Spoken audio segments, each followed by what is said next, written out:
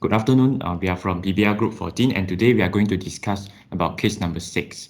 So as for this case, Mr. H is an 81-year-old man presented with type 2 diabetes mellitus, and his HbA1c was 9% and fasting blood glucose level was 10 millimole per liter.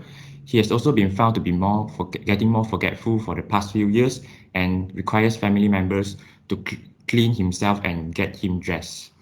So he does not have any previous history of stroke or movement disorder. Subsequently, we are going to discuss about the type of diabetic drugs that we are choosing for him and why.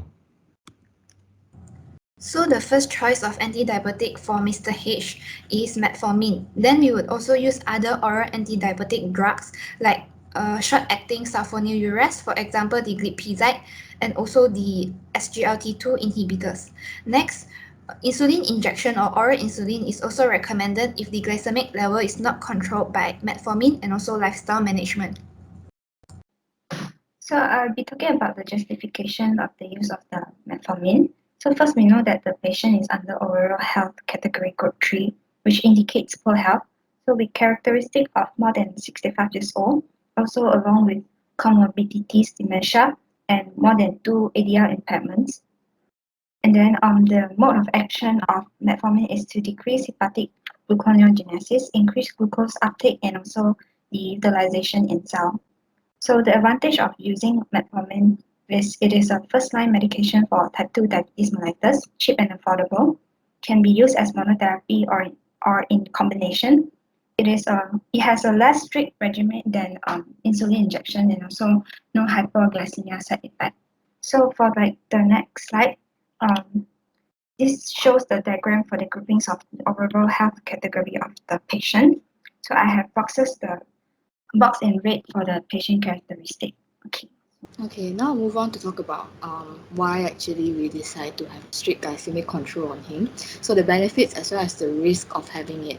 So the benefits of having a strict glycemic control is the very obvious fact that we want lesser events of hyperglycemia. We want to stop the worsening of the diabetes itself and to reduce further complications from the uncontrolled blood glucose levels, so such as retinopathies, neuropathies, or even nephropathies.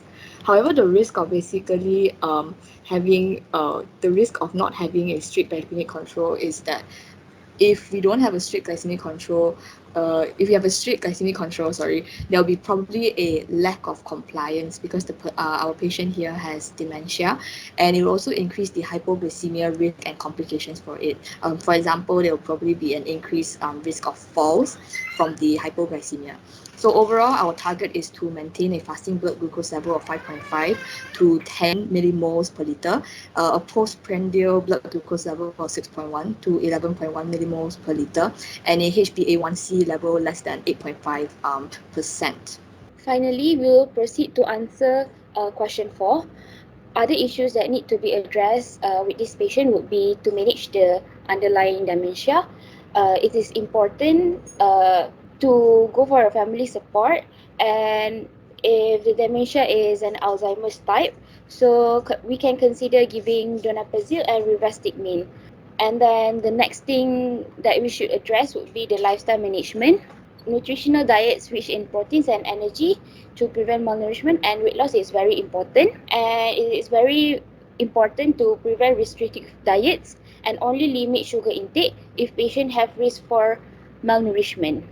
And lastly, it is very important to monitor the patient's blood glucose level with the help of primary caregiver. So that's all from us. Thank you.